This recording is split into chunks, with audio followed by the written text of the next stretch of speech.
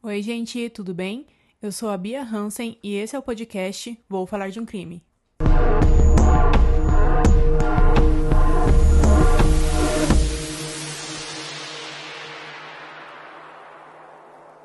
Em 1971, uma clínica que se chamava Instituto Goiano de Radioterapia, também conhecido pelas siglas IGR, adquiriu um aparelho para a realização de radioterapia.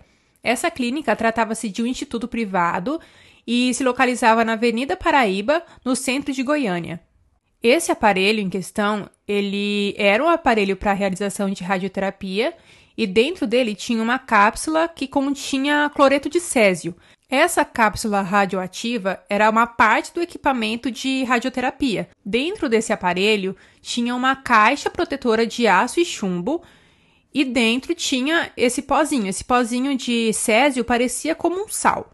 Essa capa protetora, que era de aço e chumbo, servia para proteger o pozinho do césio. Essa caixinha protetora tinha uma janelinha que era feita de irídio, que permitia a passagem da radiação para o exterior. E essa caixa que continha cápsula radioativa estava dentro e posicionada num contentor giratório que dispunha de um colimador. O que é um colimador? Esse colimador ele servia para direcionar o feixe radioativo e também para controlar a intensidade da radiação. Sim, tudo que eu estou falando vai fazer sentido. Eu sei que a explicação fica meio complicada por áudio, mas eu vou postar a foto desse equipamento no Instagram do podcast, para vocês terem uma noção maior do que eu estou falando. Mas, enfim, essa fonte radioativa foi produzida por volta de 1970 pelo Laboratório Nacional de Oak Ridge, nos Estados Unidos. Falando mais sobre essa clínica, havia uma disputa judicial entre o Instituto Goiano de Radioterapia e a Sociedade de São Vicente de Paula, que era a dona do terreno que havia cedido o local, com a condição de que o Instituto realizasse periodicamente e de maneira gratuita exames radiológicos nos pacientes que eram da Santa Casa de Misericórdia. Só que o que aconteceu? Aparentemente, esse Instituto Goiano de Radioterapia, que a gente está falando desde o começo, ele não estava cumprindo com o acordo que eles tinham feito. Então, o que aconteceu? A Sociedade São Vicente de Paula ingressou com uma ação de despejo em 1984. Então, eles decidiram vender o terreno para o Instituto de Previdência e Assistência do Estado de Goiás, também conhecido como IPASGO. Em 1986, o IPASGO foi declarado pela Justiça um novo proprietário do imóvel. E eles decidiram demolir tudo aquilo que tinha sido construído, toda aquela antiga instalação. E eles começaram a demolição do edifício em 1987. Mas essa atividade de demolição foi interrompida pela concessão de uma liminar, obrigando a paralisação imediata da atividade de derrubamento. Então foi meio que um trabalho feito pela metade, entre aspas, porque uma grande parte dessa clínica foi demolida. Mas algumas salas, inclusive aquela que localizava aquele aparelho de radioterapia, ficou sem ser destruída.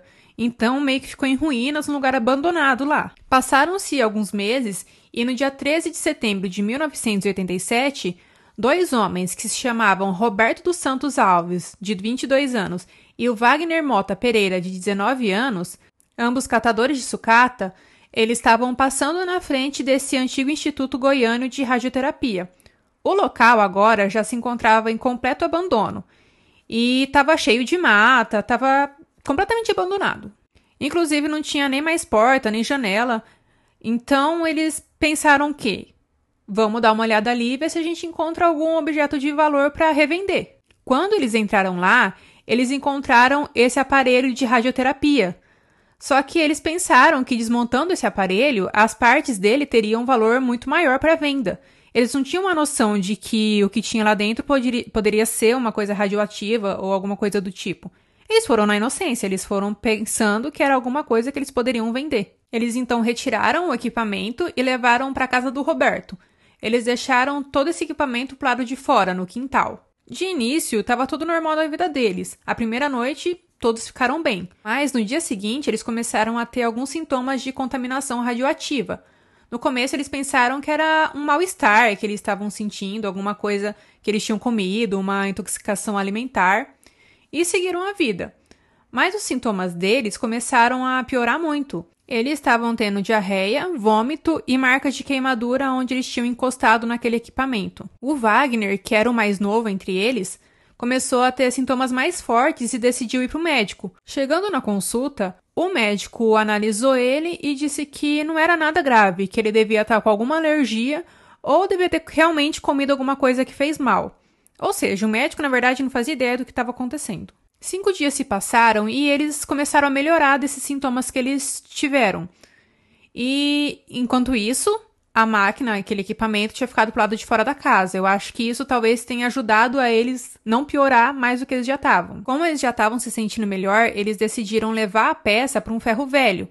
O responsável por esse ferro velho era o Devair Ferreira. Ele comprou essas peças e deu início ao desmonte. E foi lá que a cápsula de césio foi aberta. Ao abrir essa cápsula, o Devair expôs o ambiente a 19,26 gramas de cloreto de césio 137, que, como eu falei, era parecido com sal de cozinha. Mas o diferencial desse pozinho é que ele emite um brilho azulado quando é colocado no escuro, ou seja, ele acaba sendo, por mais que muito perigoso, uma coisa muito bonita. E quando o Devair viu aquele pó brilhando no escuro, ele ficou completamente encantado. Ele achou que podia ser alguma coisa mágica, alguma coisa de feitiçaria. Ele não sabia o que era, mas ele sabia que ele achava aquilo muito bonito e ficou completamente apaixonado por aquele pó. Achando aquele pó muito bonito, ele decidiu levar ele para casa para mostrar aquela descoberta para sua esposa, que se chamava Maria Gabriela, de 37 anos. A Maria viu, achou bonito, mas ao mesmo tempo ela achou meio estranho. Sabe quando você fica meio assim com alguma coisa? Ela não teve tanto contato, mas mesmo assim, no dia seguinte, ela já acordou passando mal. E também foi para o hospital, mas ninguém conseguia descobrir o que ela tinha. Os seus sintomas eram náuseas, seguidas de tontura, com vômitos e diarreia. Sintomas muito parecidos com o do Roberto e do Wagner. Como o Devair não sabia que o que estava causando aquilo tudo na sua esposa era o pozinho, ele simplesmente saiu mostrando para todo mundo, inclusive ele distribuiu esse pó para família e amigos. O irmão do Devair, que se chamava Ivo Ferreira, foi uma das pessoas que foi visitar a casa dele e acabou levando um pouquinho do pó de césio para a própria filha, porque ele pensou, que era uma coisa muito legal. Como eu já disse, nenhum deles tinha noção do que era aquilo. A filha do Ivo se chamava Leide das Neves e tinha apenas 6 anos de idade. Ela simplesmente amou o pó e achou ele completamente interessante e ela não soltava dele. Inclusive, sem querer, ela acabou ingerindo a substância desse pó junto com o ovo cozido que a mãe dela tinha preparado para ela no jantar, porque como ela não soltava ele, acabou meio que impregnando, sabe? Então ela acabou, infelizmente, ingerindo. O outro irmão do Devair também teve contato com o pó, porque ele também chamou o outro irmão dele para ir lá ver. E entre os dias 19 e 26 de setembro, o Devair mostrou essa cápsula para várias pessoas que passaram pelo seu ferro velho. Ele chamava também as pessoas para irem para a casa dele só para ver esse pó super misterioso que brilhava no escuro, colocando várias pessoas à exposição dele. O Devair, ele estava tão obcecado com o pó que aonde ele ia, ele levava junto. Por isso é que algumas pessoas tiveram contato com o pó no ferro velho e outras pessoas tiveram contato com o pó na casa dele. Com o passar do tempo, pouco tempo na verdade, todo mundo começou a passar meio mal, principalmente a Maria Gabriela e a Leide, que era a criancinha que acabou ingerindo sem querer. A Maria Gabriela, então, começou a pensar que aquilo tudo era muito estranho, porque todo mundo estava com os mesmos sintomas e nenhum médico descobriu o que era. Foi aí que ela ligou os pontos e pensou, bom, a única coisa em comum é esse pó que brilha no escuro. Foi aí que ela tomou uma decisão.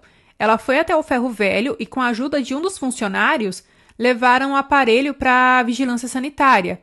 Eles colocaram o aparelho dentro de uma sacola e foram de ônibus até lá, ou seja, eles acabaram correndo um risco de expor várias pessoas, porque eles, óbvio, como eu já falei milhões de vezes, eles não tinham noção de como era grave tudo aquilo. Ao mesmo tempo que tudo isso acontecia, um dos médicos que estava tratando o pessoal contaminado desconfiou que eles poderiam estar expostos a algum tipo de radiação.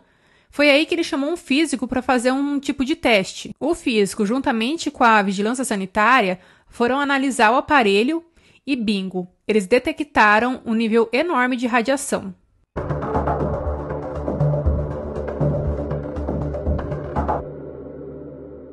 Esse tal físico entrou em contato com a CNEM, que é a Comissão Nacional de Energia Nuclear, e a CNEM mandou examinar toda a população da região. Com isso, várias casas acabaram sendo esvaziadas e examinadas para detecção de radioatividade. Os telhados foram limpos a vácuo, mas 2 casas tiveram seus telhados removidos. Qualquer outro objeto que tenha tido contato com a radiação acabaram sendo rejeitados, então eles foram todos descartados. Descobriram ainda que uma das casas, que era a casa da esposa de um comerciante que era vizinho do Devair, jogou pó de césio radioativo no vaso sanitário e em seguida ela deu descarga. O imóvel ficou conhecido como Casa da Fossa. No entanto, a Sanego alegou que a casa não possuía fossa, sendo construída por cisterna. Fizeram toda essa alegação porque a população estava começando a pensar que a água da cidade estaria contaminada por conta da descarga que a mulher tinha dado. Mas acabou que não foi contaminada porque a casa, como eu já falei, não tinha fossa. Toda essa limpeza realizada acabou produzindo 13.500 kg de lixo atômico. E esse lixo atômico foi acondicionado em 14 containers que foram totalmente lacrados. E dentro desses containers foram colocados 1.200 caixas e 2.900 tambores, que permanecerão perigosos para o meio ambiente por 180 anos. Para armazenar todo esse lixo atômico, eles criaram um parque que se chama Parque Thelma Ortegal. Ele foi criado em Goiânia, mas hoje ele pertence ao município de Abadia, que fica em Goiás, onde se encontra uma montanha artificial que foram colocados no nível do solo, revestida por uma parede de aproximadamente 1 metro de espessura de concreto e chumbo. Tudo isso feito para que esses objetos que foram contaminados não entrem em contato com mais ninguém e permaneçam isolados. No total, 1.000 pessoas foram expostas aos efeitos do césio. Muitas delas tiveram o efeito da contaminação revertida a tempo.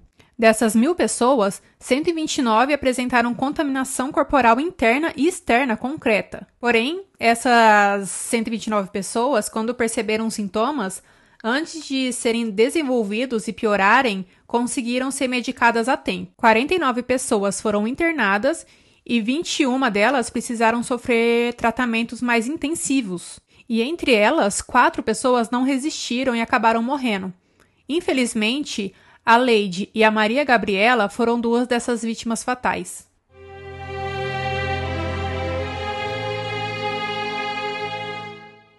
A Leide foi a vítima com maior dose de radiação. Quando uma equipe internacional chegou lá para tratar a Leide, ela estava confinada em um quarto isolado no hospital, porque os funcionários estavam com medo de chegar perto dela.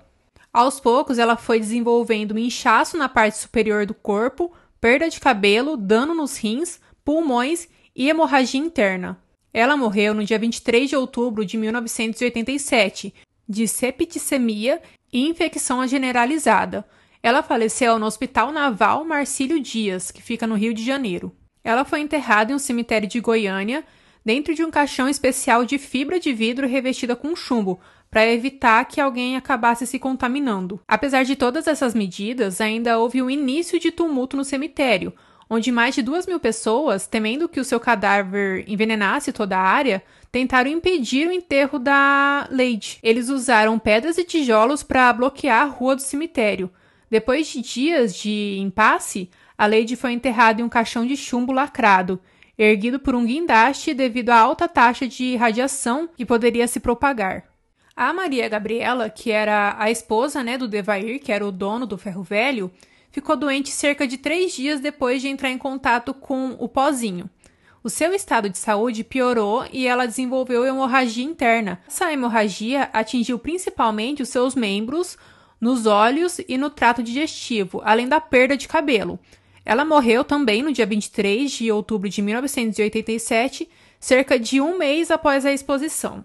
As outras 2 vítimas fatais foram 2 funcionários do Devair, sendo eles o Israel Batista dos Santos, de 22 anos, e o Admilson Alves de Souza, de 18 anos. O Israel trabalhou na fonte radioativa principalmente para extrair o chumbo. Ele desenvolveu doença respiratória grave e complicações linfáticas. Acabou por ser internado no hospital e morreu 6 dias depois, no dia 27 de outubro de 1987. O Admilson também trabalhou na fonte radioativa e ele acabou desenvolvendo lesão pulmonar, hemorragia interna e danos ao coração. Morreu no dia 28 de outubro de 1987, um dia após a morte do Israel. Além dessas vítimas, houveram outras vítimas que morreram posteriormente, sendo uma delas o próprio Devair. De início, ele sobreviveu à exposição, tanto que ele teve contato direto no começo. Mas, com o passar do tempo, ele começou a sentir aqueles efeitos corporais que são os sintomas que as pessoas estavam sentindo, que incluíram a perda de cabelo e o problema em diversos órgãos. O Devair começou a se sentir muito culpado, porque, querendo ou não, ele que espalhou o pozinho de césio para todo mundo. E assim, particularmente, eu não atribuo a culpa a ele, porque ele realmente não sabia o que ele estava fazendo, ele não sabia que aquele pozinho era algo contaminado. Infelizmente, por conta dessa culpa que ele sentia, ele se tornou alcoólatra. Anos se passaram, ele acabou contraindo câncer por conta daquela radiação que ele tinha tomado alguns anos antes, e morreu 7 anos depois, no ano de 1994. O Ivo Ferreira, que era o pai da Lady, ficou muito depressivo depois da morte da filha e ele começou a fumar. Ele fumava em torno 6 maços de cigarro por dia.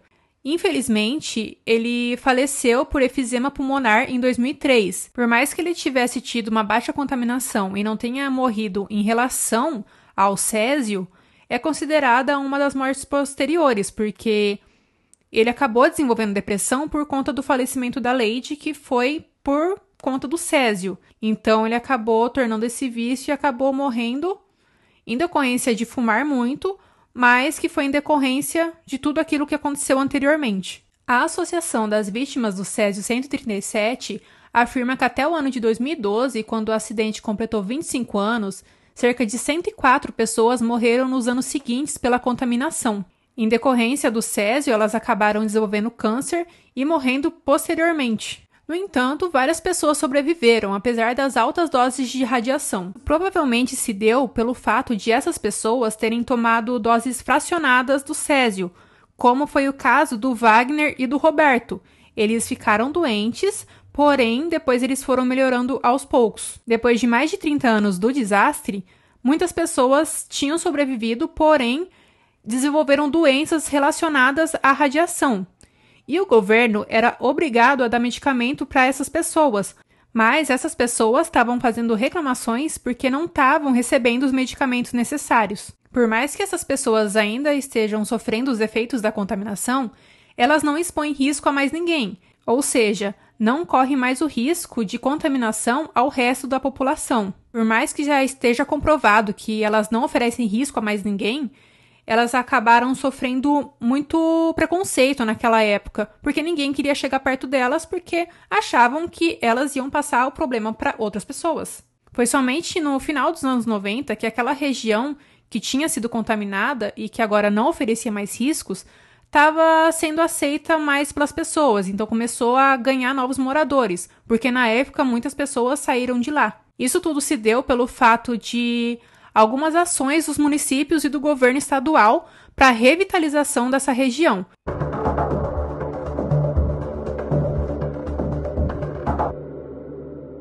O acidente do Césio 137 foi descrito em vários documentários internacionais, além de filmes e programas de televisão.